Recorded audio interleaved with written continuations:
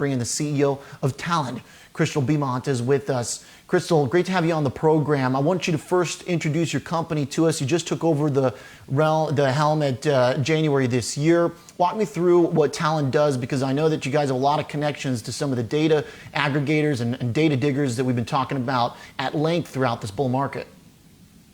Yeah, well, first of all, thank you for having me, Oliver, and it's a pleasure to be here.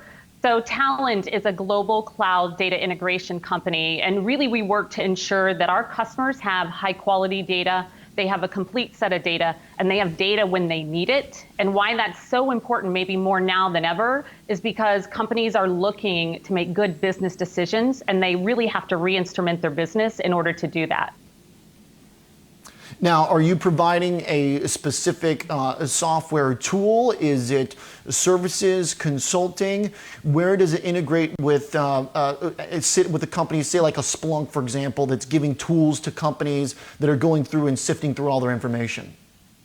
Yeah, it's a great question. And really it's at the heart, if you consider it an engine, if you will, that takes all the data, creates the connections between data sources that are critical for pulling lots of different types of data in, and allows that through our services to then be analyzed in terms of making sure the quality, the structure, and that it's clean data so that it can be fed into analytics tools so that it's good data in and therefore good data out.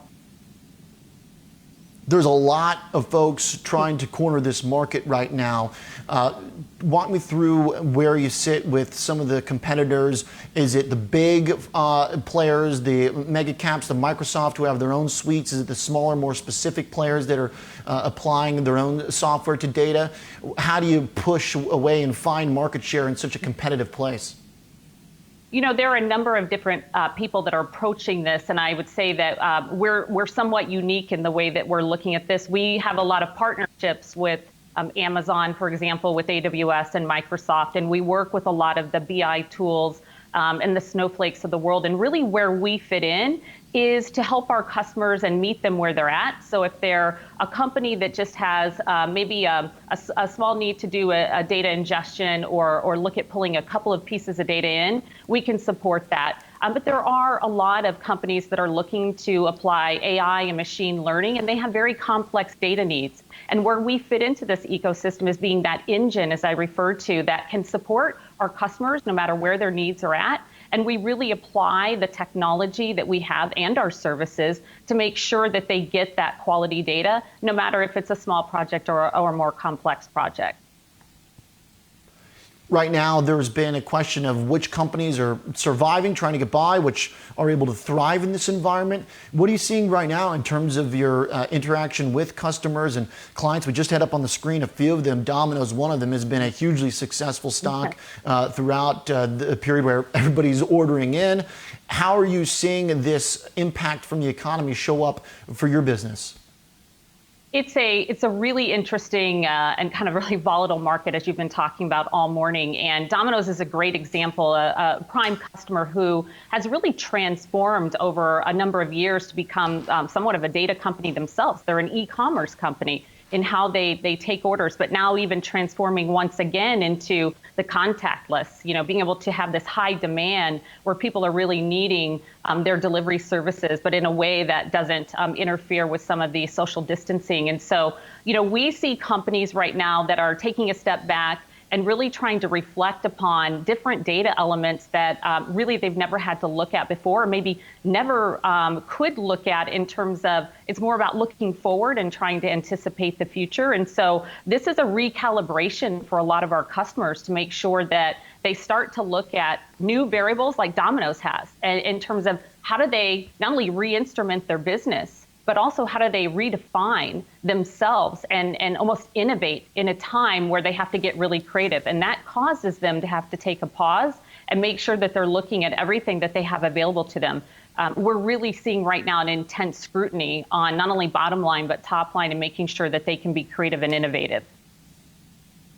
What about for businesses that are not having as easy of a time right now, that are struggling? One of your other customers, Air France, of course, we know travel has been completely halted. Where along the decision-making spectrum of what to cut and what to keep in terms of CapEx and spending by companies, where does some of the data and the software analysis sit on that? Is that low on the totem pole where they can make cuts and make margin enhancement without having to come and say, look, we can't renew contracts? Is it an essential service to these businesses who are struggling? It is an essential service. The way I would say it is that every decision that a company makes right now is so ultra critical to their future. And so making a decision that whether it affects their bottom line or their top line, but certainly in the travel industry where we know they are just more limited in the decisions they can make, making sure that they either take this time if they have enough cash on hand, and if their balance sheets, for example, will provide it, to transform themselves. And we've seen people do this in the past in 2008, where they take this opportunity to really reinvent themselves and to come out stronger. Not everyone is afforded that opportunity, so it's really critical that they have the cost-cutting measures and opportunities in place. But where they do that and how they do that comes down to the data, and they've got to make really smart decisions at this point. Last quarter, your revenue grew at 20%. It's been growing between 20 and 30% for the past year. How do you get the revenue to the bottom line? Where does that sit on your priority list right now as CEO? Do you need to find profitability sooner, or do you see that from the investor base that's not a priority for the company? Look, we look at where we're at as a company in a couple of different ways. The fundamentals at evaluating our opportunity is, are we solving relevant and material problems in the industry? And clearly, more now than ever, data is at the heart of everything that we see. We've seen cloud growth over 100% year over year, and we just see this as a high growth, high potential opportunity. And we want to make sure that we're maximizing that. So I'd say that's our focus right now, and that's where we plan on accelerating. Does that mean that right now you will be either spending more, getting the salespeople out more, or should we expect to see from the company during this period an outlier amount of activity relative to some of the other parts of this economy that have slowed down? I mean, are you looking at acceleration during this period? We're looking at moving forward in a very thoughtful way. Of course, we're applying the same lens of trying to look around the corner, but we have a very heavy lean in from our sales and marketing. Our entire go-to-market distribution team are working around the globe, and we're seeing a lot of activity where our customers are coming to us and making sure that we're not only our existing customers, but new customers, partnering with them in this area to make sure that the data sets and the data elements they need to make these decisions we're talking about are there. So we're leaning in very heavily. And, while we're cautiously optimistic about, looking at how supply and demand will be in the future, we see right now a very healthy amount of activity.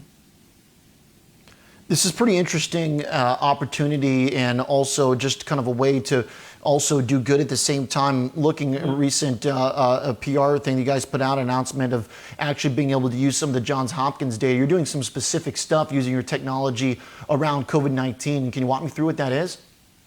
Yeah, it's very similar to what we're doing with our customers, but the fortunate opportunity that we had, and it was very purpose-driven from our employees in terms of responding to COVID and what could we do. So if you look at every single health organization around the world is trying to solve for COVID, the virus itself and all the other ramifications of it, and that requires really good information for them to put into research.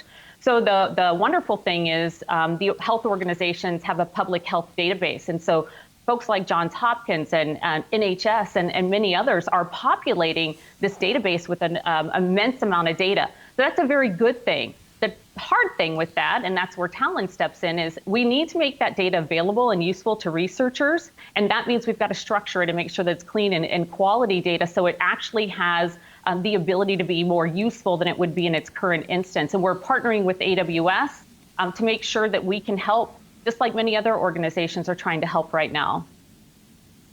Really good stuff. Christal, appreciate the insight into the company. Really interesting. Looking forward to following your leadership at the company. Appreciate you joining us.